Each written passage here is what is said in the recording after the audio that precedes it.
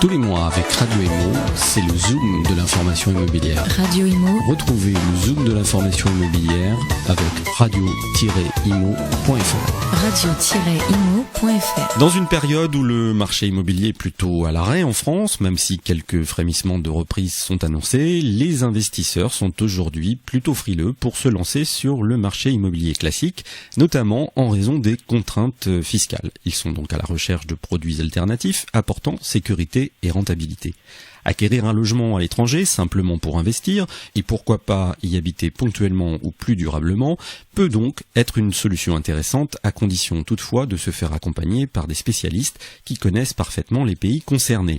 Avec nous aujourd'hui sur Radio Imo, Thierry Cortet, dirigeant de la société Sunfim, société spécialisée dans la commercialisation de produits immobiliers à l'étranger. Thierry Cortet, bonjour. Oui, bonjour. Alors, à qui s'adressent les investissements immobiliers à l'étranger ? Alors nous avons deux types d'investisseurs à l'étranger. Nous avons en priorité les retraités qui cherchent à s'expatrier hors de France parce que pour avoir surtout un meilleur pouvoir d'achat, qui n'ont plus en France et ils veulent éviter les taxes, sachant que nous sommes champions du monde de taxes en France. Et vous avez la deuxième partie qui est l'investisseur. Alors l'investisseur, lui, ce qu'il cherche aussi, c'est de la rentabilité. Il veut préparer une retraite. Donc, ils cherchent de la rentabilité à l'étranger, sachant que nous travaillons dans une trentaine de pays. Les États-Unis, la Thaïlande, la République dominicaine, Amérique du Nord, Amérique du Sud, etc. Alors, quel est le budget moyen pour investir dans un logement à l'étranger et comment on choisit son produit ? Je vais prendre un exemple aux États-Unis actuellement, sachant que les Français investissent beaucoup aux États-Unis. Je prends un exemple à Détroit. Par exemple, à Détroit, aux États-Unis, qui a été une ville sinistrée, qui n'est plus sinistrée depuis quelque temps maintenant, vous avez des villas aujourd'hui à 29 000 euros.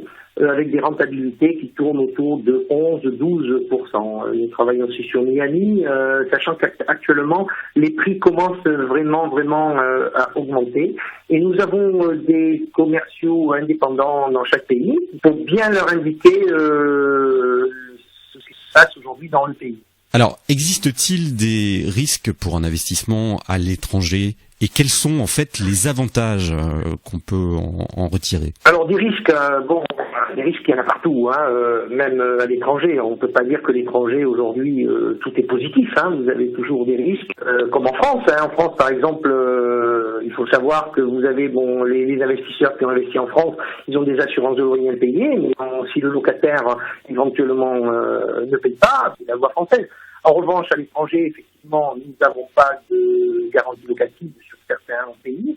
Mais en revanche, au niveau avantage, c'est fiscalement, c'est très intéressant, sachant que la taxe foncière, dans beaucoup de pays, n'existe pas, la taxe de la plus-value non plus, et la taxe d'habitation n'existe pas. D'accord, alors vous l'avez dit, une trentaine de pays dans le monde entier. Quelle est la tendance aujourd'hui des pays les plus intéressants pour investir ? Alors, pour le retraité aujourd'hui, vous avez l'île Maurice ainsi que la Thaïlande.